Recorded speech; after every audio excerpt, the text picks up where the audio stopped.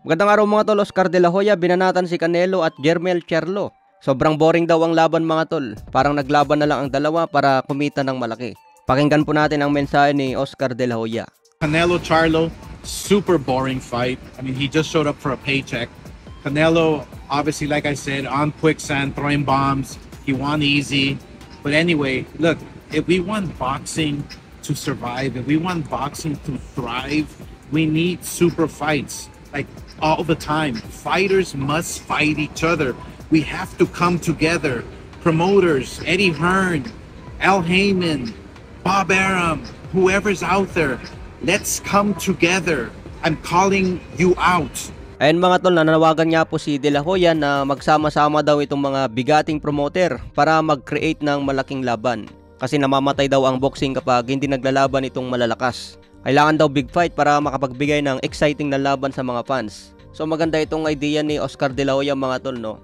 Pero syempre sa boxing, business pa rin talaga yan. Maganda kung makipag-cooperate itong ibang promoter para magkaroon sila ng big fight.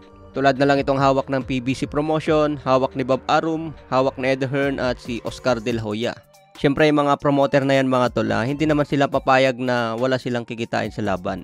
Kaya sponsor talaga ang kailangan nila para makapag-create ng malaking laban. Ayon nga po sa pahayag ni Eddie Hearn mga tol, yung laban ni Canelo at Jermell Charlo, may mga upuan na nakasarado ang kurtina. So abangan natin kung ilan ang pay-per-view ni Canelo kay Jermell Charlo. Hindi nga maganda tayan yung laban ni Canelo ngayon dahil napakalaki ng diferensya. Kapag tataya ka kay Canelo, sobrang yamado naman, malit lang ang kita. Kailangan talaga ang laban ni Canelo yung 50-50 tulad kay Dimitri Bivol at kay David Benavides. Itong si Jermell Charlo kasi umakyat ng dalawang dibisyon Kaya sobrang yamado talaga dyan si Canelo. Kung magbibigay ako ng big fight mga tol, itong laban ni Tank Davis versus Teofimo Lopez, Shakur Stevenson versus Lomachenko, Canelo Alvarez versus David Benavides, Dimitri Bivol versus Artur Beterbiev.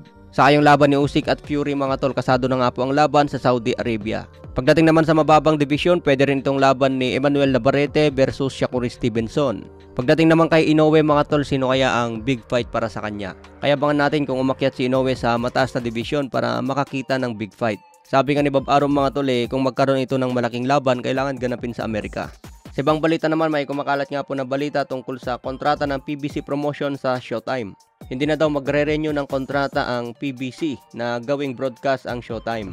Katulad sa Top Rank Promotion, broadcaster niya ang ESPN.